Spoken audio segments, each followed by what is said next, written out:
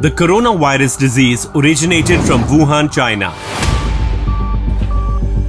where it was first reported officially by the Chinese government in December 2019. It subsequently spread around the world and in a matter of few months became a global pandemic. The disease, which is caused by coronavirus or SARS-CoV-2, has infected more than 159 million people worldwide with no signs of abating and causing a staggering 3 million deaths so far. In India, the first case was reported in the month of January 2020. This was followed by a pan-India announcement of public health and safety guidelines, and subsequently, to break the chain of rising infections, a strict nationwide lockdown was imposed on 24th March 2020 by Prime Minister Narendra Modi and the NDA government.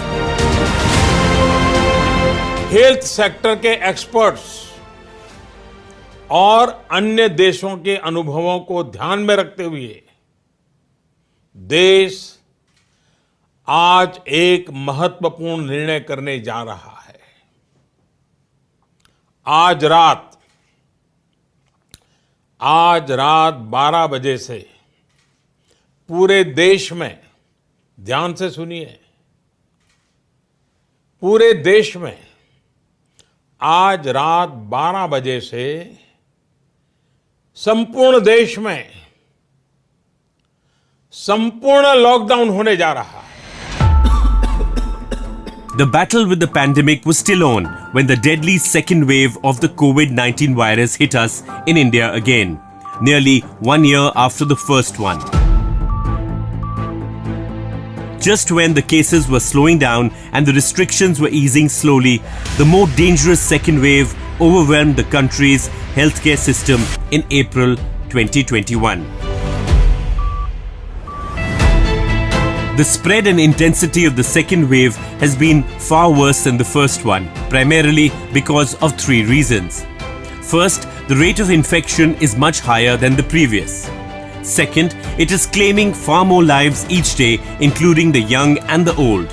And thirdly, it has resulted in a very high demand of oxygen, thus creating an oxygen crisis in the country. The challenges confronting our country with more than 130 crore citizens have been extreme and brutal. But its citizens, its frontline workers, paramedics, doctors, state and central governments have all confronted it head-on with the resolve that we will defeat COVID. The intensive push to scale up infrastructure and resources to meet oxygen demand, COVID treatment facilities and COVID-related medicines has seen massive mobilization of the private and public sector, the paramilitary forces and the armed forces of the country. From rapidly installing oxygen generation plants to transporting massive amounts of oxygen by the Indian Railways from industrial plants to cities where it is urgently required, and airlifting oxygen containers by the Indian Air Force to establishing hospitals across the country. All these are helping to bring down the COVID cases in the country.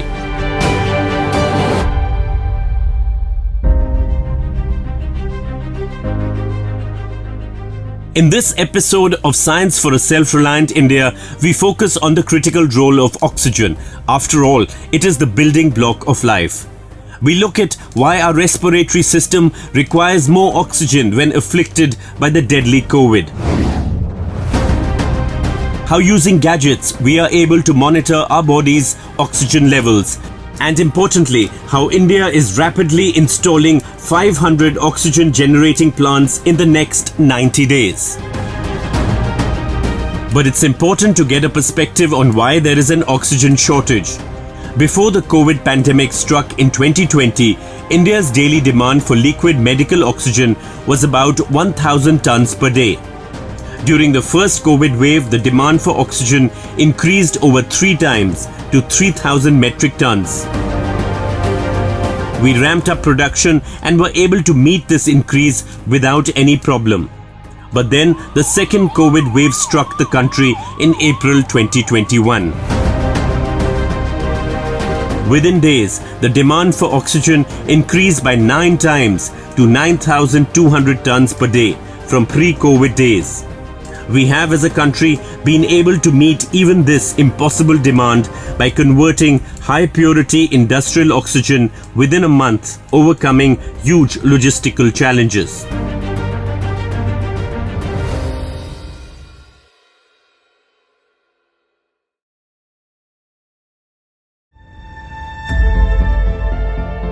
Oxygen plays a very crucial role in treatment of seriously ill COVID-19 patients, as the disease affects the functioning of the lungs.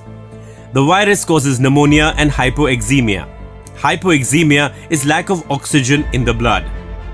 One of the common symptoms of the disease is fall of oxygen in the body and shortness of breath. Lungs are the primary respiratory organ of the human body, where gas exchange or respiration takes place. Respiration is the process in which oxygen from incoming air enters the blood and carbon dioxide, a metabolic waste gas, leaves the blood. When lung tissues are affected by the virus, they get filled with fluid, which seriously impairs their functioning. Infected and damaged lungs are less effective at allowing oxygen to pass from the environment to the bloodstream.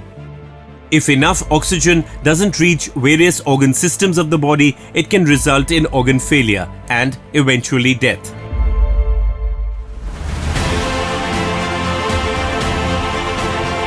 Thus, the main reason for a COVID-19 patient to get admitted to a hospital is to get supplemental oxygen from an external source, to increase the amount of oxygen in the lungs and the blood. Oxygen thus provided relieves hypoxemia, which then allows more time for the infection to clear and the lungs to heal.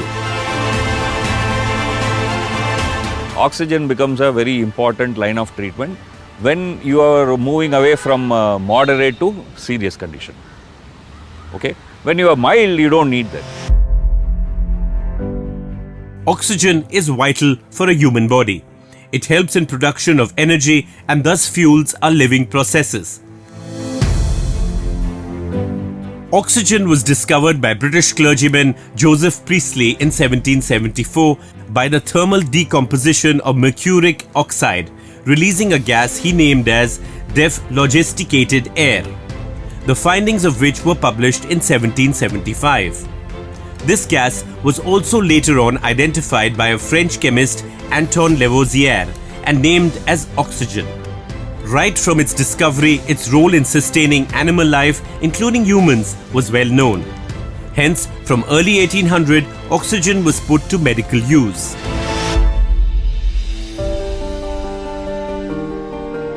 When we breathe in, oxygen molecules enter the lungs and pass through the lung walls or alveoli into the blood. The blood then carries oxygen molecules to the cells of the body. Cells use the oxygen to get energy from the food we eat. This process is called cellular respiration. During cellular respiration, the cell uses oxygen to break down sugar. When the chemical bonds of the glucose molecule are broken, energy is released. The cell is able to store that energy in the chemical bonds of a special molecule called adenosine triphosphate or ATP. The energy stored in ATP can be used by the cells to perform various kinds of functions. So why does the body require more oxygen when the COVID infection sets in?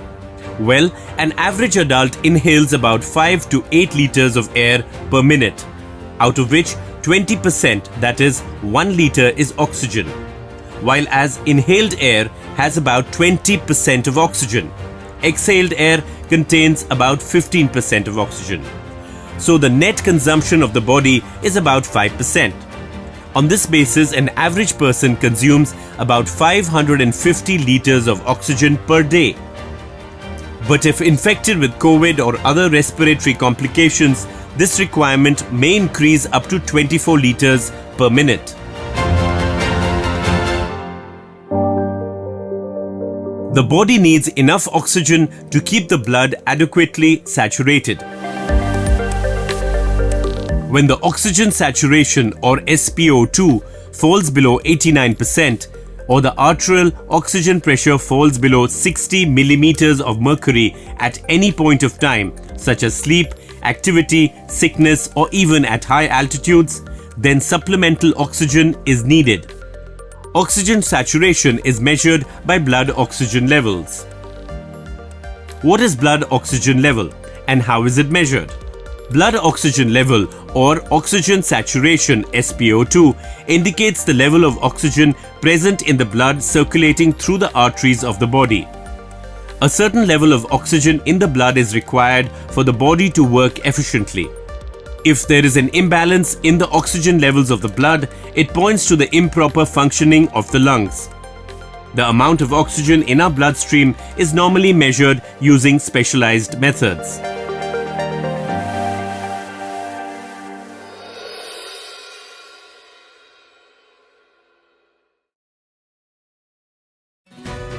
One such popular and easy method is oximetry. This method uses a device called pulse oximeter. Pulse oximeters have been in use for many years. Until recently, they were mostly used by healthcare facilities. Now they have become relatively common in our homes also. Many people must be wondering how they work.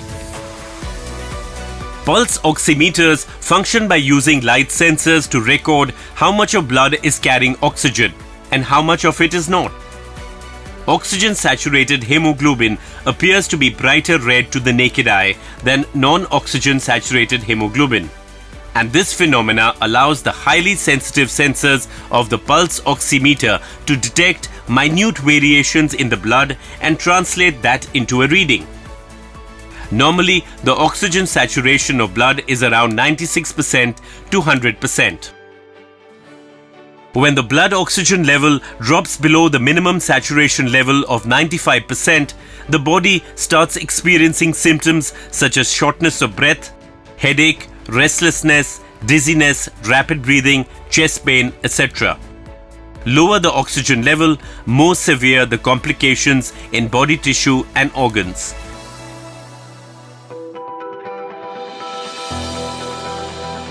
In the current wave of the COVID-19 pandemic, the virus primarily infects the lungs by entering the respiratory tract of the individuals. This results in acute respiratory distress syndrome or ARDS and pneumonia. According to the World Health Organization, 1 in 5 persons suffering from COVID-19 needs medical oxygen to ensure that sufficient levels of oxygen are there in the blood. As COVID-19 induces shortage of oxygen in the body due to its impact on lungs, patients are immediately given oxygen therapy or put on ventilators in critical cases to keep their vital functions active. Thus, oxygen acts as a life-saving treatment for the infected patients. In patients with moderate COVID-19 symptoms, medical oxygen can be provided using nasal cannula with an oxygen flow of around 5 to 6 liters of oxygen per minute. For patients with severe COVID-19 complications, oxygen delivery can be increased by using a non-rebreather mask, which require an oxygen flow from the oxygen cylinder at a rate of about 10 to 15 liters of oxygen per minute. Medical grade oxygen is used by hospitals and clinics for treatment of various illnesses, especially those related to the respiratory system. The term medical oxygen means high purity of oxygen, developed for use in the human body. There is another type of oxygen which is industrial oxygen. This type of oxygen is used for industrial purposes such as combustion, cutting, oxidation, and chemical reactions. The industrial oxygen purity levels are not appropriate for human use, and there could be impurities from dirty equipment or industrial storage that could make people sick. Because when we talk about medical oxygen, we use it in two ways. One, most of us would have seen in ICUs that you have a small kind of a face mask which supplies oxygen. That's normal. But when you're talking about ventilator, you are actually putting a tube which will go inside your lungs and you are pumping oxygen into the lungs. So if it contains dust, if it contains, for example, bacteria, they won't be good for our health, right? So one, for example, you have to eliminate all the, take away all the dust, bacteria. It should not have water vapor, because if you have water vapor and when you keep it in a container, due to water vapor, bacteria will grow. Okay? But when you supply, you have to moisturize it, and it should not contain halogens, it should not contain gas like carbon monoxide. How is medical grade oxygen made? Medical grade oxygen is highly concentrated and can be obtained in several ways. One is by liquefying air through a process called cryogenic distillation in industrial chambers. In this method, oxygen is produced in air separation plants where the air is cooled and the oxygen is distilled based on its boiling point. The process goes like this. Air is filtered to remove particulates. Moisture and carbon dioxide are removed by absorption in alkali. The air is compressed and the heat of compression removed by ordinary cooling procedures. The compressed and cooled air is passed into coils contained in a chamber. A portion of the compressed air at about 200 atmospheres pressure is allowed to expand in the chamber, cooling the coils. The expanded air is returned to the compressor with multiple subsequent expansion and compression steps, resulting finally in liquefaction of the compressed air at temperatures of minus 196 degrees Celsius. Multiple fractionations will produce a product pure enough, 99.5% for most industrial purposes. Once the oxygen is collected, it is inspected and packed into different grades. These grades are then divided into several categories such as welding oxygen, aviation breathing oxygen, research grade oxygen, and medical oxygen. Oxygen can also be generated from the air itself by a machine called oxygen concentrator. An oxygen concentrator is a self-contained electrically powered medical device designed to concentrate oxygen from the ambient air.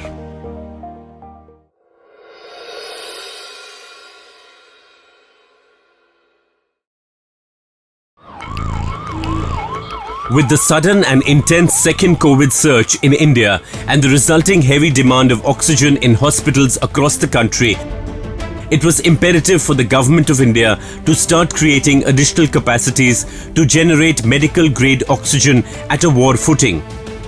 After all, adequate and uninterrupted supply of oxygen for effective clinical management of severe COVID-19 patients receiving medical care is imperative. With the government's directive to enhance oxygen capacities in hospitals, the Defence Research and Development Organisation or DRDO and its research laboratory, the Defence Bioengineering and Electromedical Laboratory or DEBEL, started working on installing the medical oxygen plant technology. This technology had been earlier developed for the on-board oxygen generation for the indigenous light combat aircraft Tejas. The government decided to immediately install 5 of these oxygen plants in Delhi and the NCR. Hospitals with heavy patient loads were the first ones to be chosen for installation. These included the All India Institute of Medical Sciences, Dr. Ram Manohar Lohia Hospital, Safdarjung Hospital, Lady Hardinge Medical College and AIIMS Jhajjar in Haryana.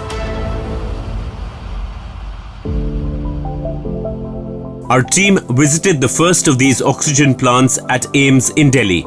This oxygen plant is designed for a capacity of 1000 litres per minute. The system supports up to 190 patients at a flow rate of 5 litres per minute and charges 195 cylinders per day. The fast rollout at AIIMS and other locations was because the DRDO had already tested and installed this technology in high altitude and inaccessible remote areas at some of the army sites in the northeast and the Leh Ladakh region. This plant has 1000 liters per minute of oxygen, which means if a patient typically on an average needs 5 liters per minute, the requirement actually varies. then in that case around 200 patients will be catered for. If the requirement of a patient is more, then accordingly the number will be reduced or increased. If you don't have patients, then you can fill up cylinders by it. Medical oxygen plant technology is capable of generating oxygen with an average of 93% concentration, which can be directly supplied to hospital beds or can be used to fill medical oxygen cylinders. It utilizes pressure swing absorption technique and molecular sieve technology to generate oxygen directly from atmospheric air. The plant complies with international standards like ISO 1008, European, US and Indian pharmacopoeia. But to create a larger impact across India and bolster medical facilities in hospitals across the country, both rural and urban, the Government of India under the PM CARES Fund has given DRDO the important mission to install 500 medical oxygen plants within 3 months. At first you will see a compressor is there which compresses the air. Then it sends it to the dryer. From the dryer it goes to the air tank. Then from air tank the air comes to the 2 tanks which you can see, which have zeolite sieves. That zeolite sieves absorb the nitrogen and oxygen remains. That oxygen is collected in the oxygen tank. So when from one tank oxygen is taken, after that the nitrogen is to be removed. At that time another tank takes over. So that is why it can give you a continuous operation for a very long time. Continuously you can keep drawing oxygen using this. So this is called pressure swing absorption technology, PSA. That's why these are called PSA plants.